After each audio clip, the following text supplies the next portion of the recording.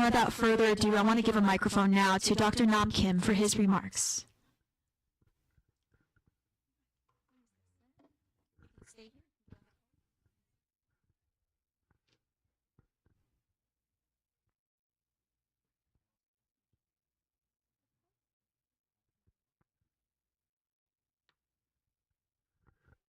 Good morning, everyone.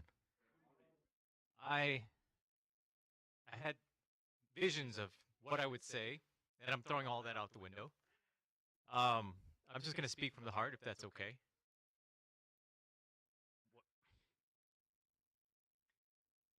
50 years ago, my parents and I arrived on the shores of this wonderful island, not knowing the fate of my mother's family members that were still left behind in a country that had just fallen apart, not knowing what the future held for us. Of course, I don't remember this because I was just a year old, and I live through their eyes, through their memories. And I've been very fortunate because of so many things. The sacrifices that they made, the fact that they were never shy about revealing these stories to me from a young age. They left an indelible impression in my mind, and it steered the path that I had moving forward. I had no idea that it would lead me to this place, to this moment today, 50 years later. But I am so grateful, not just to my parents, but also to all of the people that helped us along the way. From the moment we left Saigon, through our journeys, right up until we arrive on the shores of this wonderful island, and the hospitality, the generosity that we were shown by folks here who gave without expecting anything in return. I hope I'm speaking for all of the returning refugees in saying that our lives have benefited tremendously because of those efforts, because of that bravery and generosity shown by so many people. And I just want to take this opportunity to thank everyone who participated, who witnessed, who continue to move that legacy forward into the future. Thank you.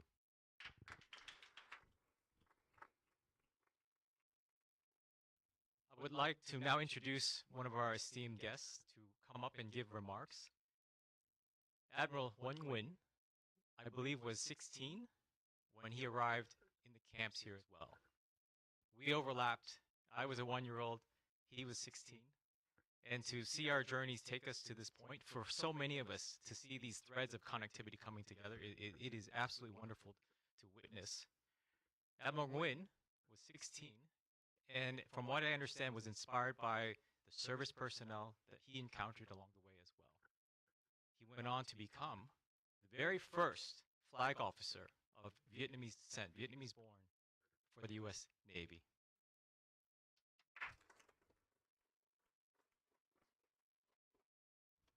I know he does not necessarily want me to say this, but I want to mention some of the honors he has accumulated throughout his illustrious career. His personal awards include the Legion of Merit, the Bronze Star Medal, the Meritorious Service Medal, Navy and Marine Corps Commendation Medal, 2 awards, the Navy and Marine Corps Achievement Medal, 2 awards. He was also instrumental in helping to instantiate the statue that we see just outside, the Lone Sailor statue, which also signifies the Vietnamese refugee experience. I would like to invite Admiral Nguyen to the stand. Thank you. Thank you, Dr. Kim. I appreciate it. Governor, you probably don't remember me, but I remember you very well. I mentioned about the picture that you and I took together outside of the Lone Sailors, and that was one of my favorite pictures. That was your first year in office, and I was still in uniform then, but thank you for welcoming me here. I can't speak like Dr. Kim, so I'm going to speak from my speech that I wrote here. Thank you, Dr. Kim, Dr. Max, and so many dear local friends here. Thank you for welcoming me home. 6 years ago, I returned to Guam to help unveil the Lone Sailor statue, a tribute to Operation New Life, and a special thank you to the people of Guam. I was deeply moved then by how easy it was to feel at home, to share a meal, to reconnect, and to strengthen our bonds. Today, standing here, I feel as though I have never left. It's because I'm home. Governor, it's wonderful to see you again, and I must admit, it's a little bit humbling that you are still serving and I'm retired. So, so you are a shining example of what lifelong public service is. So thank you, and thank you for inspiring us all. It's a profound honor to stand before you today to mark the 50th anniversary of the Operation New Life, an extraordinary chapter in American story of compassion, courage, and hope. 50 years ago, in the aftermath of the fall of Saigon, more than 100,000 Vietnamese men, women, and children arrived on these islands as refugees, displaced by war, searching for safety, and clinging to a fragile thread of freedom. I was one of them. My American journey began here at Camp Asan just over 50 years ago. I landed on this island, apprehended and uncertain about my future, but I and all the refugees were welcomed with dignity. I remember the kindness of the American people, of the local people, the sailors, the soldiers, and all the volunteers who treat us not as strangers, but as fellow human beings. Their generosity laid the foundation for our second chance. That moment was not the end of life, it was the beginning of a new one. From this island, my journey continued. I wore its uniform. I took the oath to protect and defend this country, and in doing so, I honored those who once reached out their hands to me when I had nothing. In 2019, I spoke at the Lone Sailor Memorial, reflecting on how America had given a refugee boy like me the chance to rise to become admiral in the United States Navy. But that journey didn't begin in Annapolis, in Washington, or in San Diego. It began here in Guam.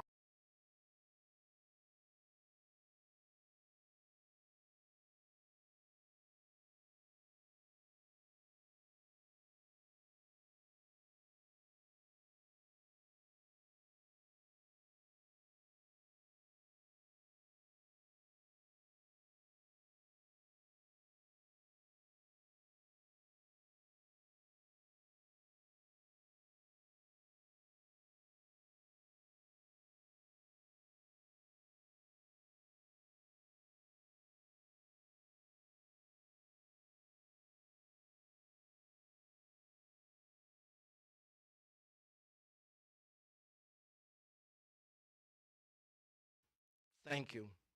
Thank you for reminding us all that from pain can come purposes, and from exile, a new beginning. May the legacy of New Operation New Life continue to inspire future generations to choose compassion over fear, hope over despair, and service over silence. Thank you, and may God bless this island and the United States of America.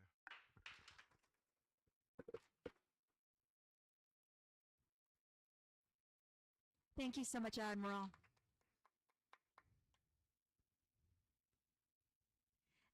And before I give the microphone now to the Honorable Lourdes Leon Guerrero for her remarks, I kind of wanted to show her the photo from 6 years ago.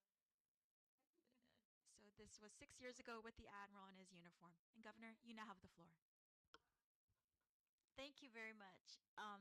First, let me say half a day, and welcome to me this very significant day, where we are proclaiming the 50th commemoration reunion of Operation New Life.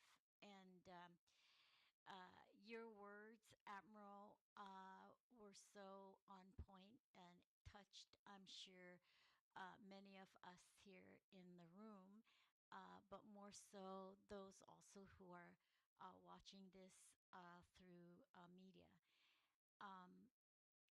It is words cannot really describe how people feel in times of war. Um, Words can't describe how people feel when they are very afraid, scared, don't know if they're going to live the next minute, or don't know where their next food's going to be, or are their children going to be protected and safe. Our people are very generous people. We are very kind, respectful, welcoming people. And I have to say that that's a cultural uniqueness. I said this to Dr. Kim when we met. It's a uniqueness, I think, in the whole Asia Pacific region, and it's something you can't really describe, but you really, really feel it. Right? It's like an innate, I don't know, spirit about when we see people who are suffering or in need of help, that we just go beyond our human possibilities to help our neighbors and to help our loved ones, because that's how we want to be also treated. And we just finished celebrating 81 years also of liberation from Japanese occupation, and our war survivors tell the stories of the atrocities of war, which everyone in this room either knows someone or has experienced it. Um, and I think when we go through something horrible and terrible like that, I think our love for uh, our people, our friends, our family, and so just goes stronger. And we go way out of our way to help lift those that are in need and those that are vulnerable, fragile people, right? Um, that's just us as a people. And certainly, you saw that with Operation New Life in Guam. I was not here during that time, but my parents took in three refugees, children, in their home, and worked with the social workers in public health to get the children identified and try to get them together with their parents. And they moved on to another place that was much more permanent and stable for them.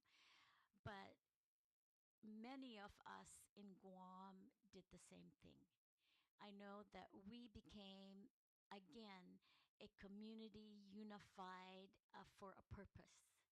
And that purpose is to help uh, those refugees who have nothing but the clothes on their back, and how they fled their homes, left their culture, left their history, left their lives, left their ancestors uh, in Vietnam, and were uprooted and didn't know where they were going to. But as very resilient people, we thrived and we survived and we did better.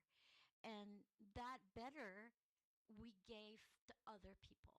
And so I think that's the beauty of that experience. And we want to continue on that legacy, and we want to continue on that humanness for each other. And people like Dr. Kim and, Max and other people that work hard to keep that going.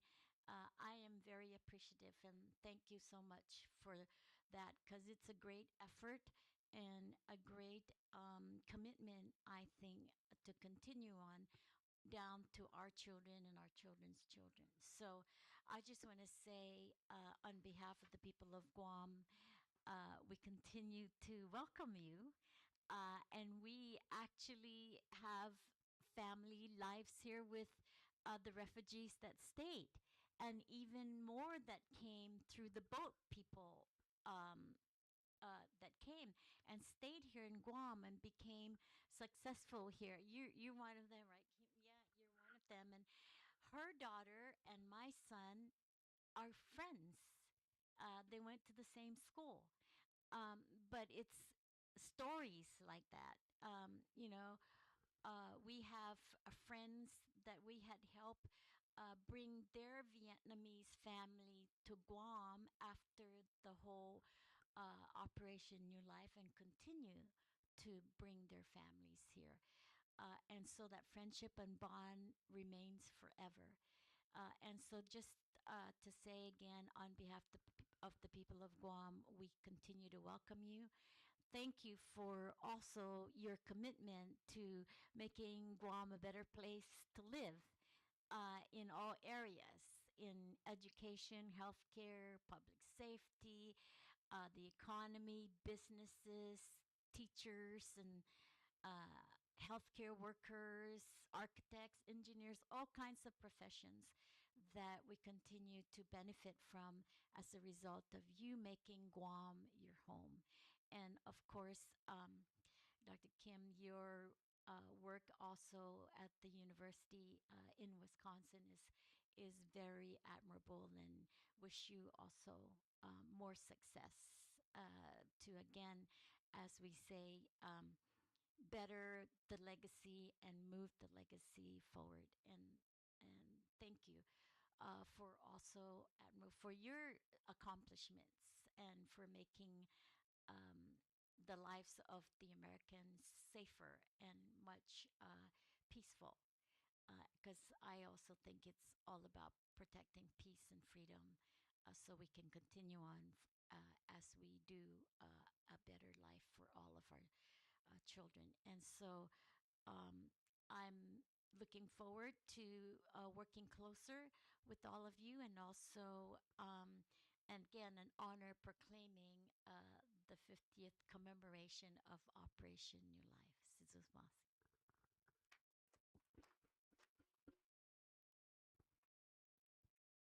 Caesar Mosty, Governor. And now for the reading and the signing of the proclamation. Proclamation number 2025-73, proclaiming the 50th commemoration reunion of Operation New Life. Whereas 50 years ago, in the aftermath of the Vietnam War, Guam stood at the forefront of one of the largest humanitarian missions in U.S. history, Operation New Life, welcoming over 110,000 refugees fleeing the devastation of war in Southeast Asia.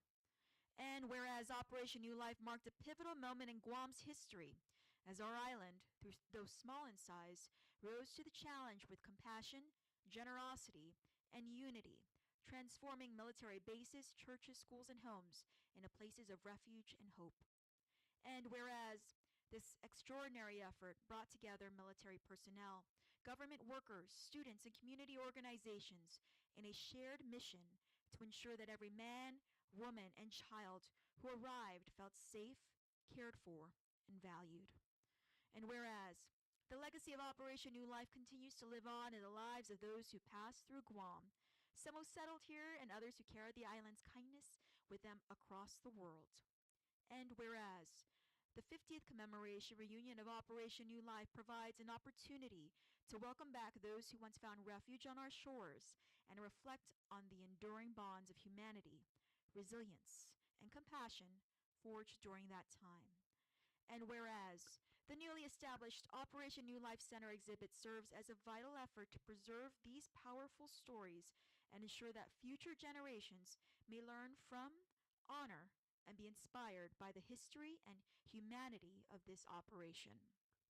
Now, therefore, I, Lourdes A. Leon Guerrero, Magahagan Guahan, Governor of Guam, by virtue of the authority vested in me by the Organic Act of Guam as amended, do hereby proclaim the 50th commemoration reunion of Operation New Life, given under my hand, caused the Great Seal of Guam to be affixed in the village of Hagåtña on this day of the 25th day of July in the year of our Lord, Anno Domini 2025. Congratulations and Biba!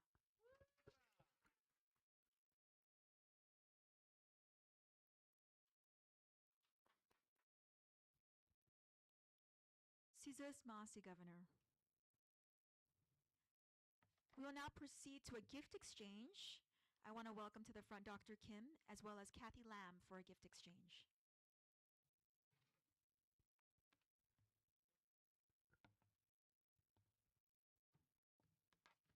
Governor, I believe you have to join them in the front, yes.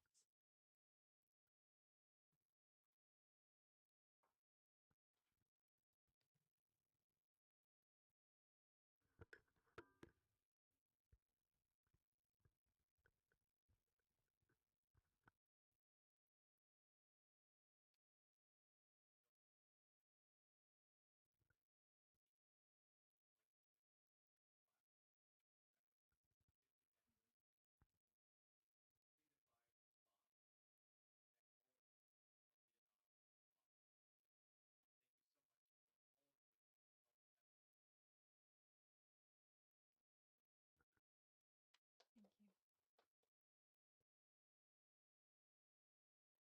Please smile for a photo.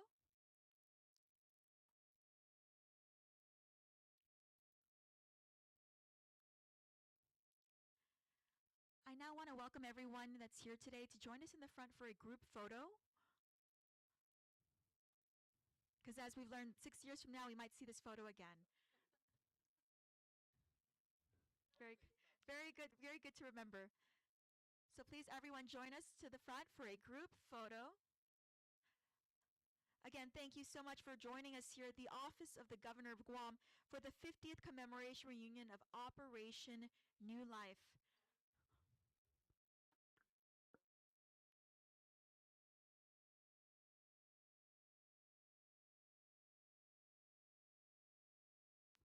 Yes, please join us in the front for a group photo.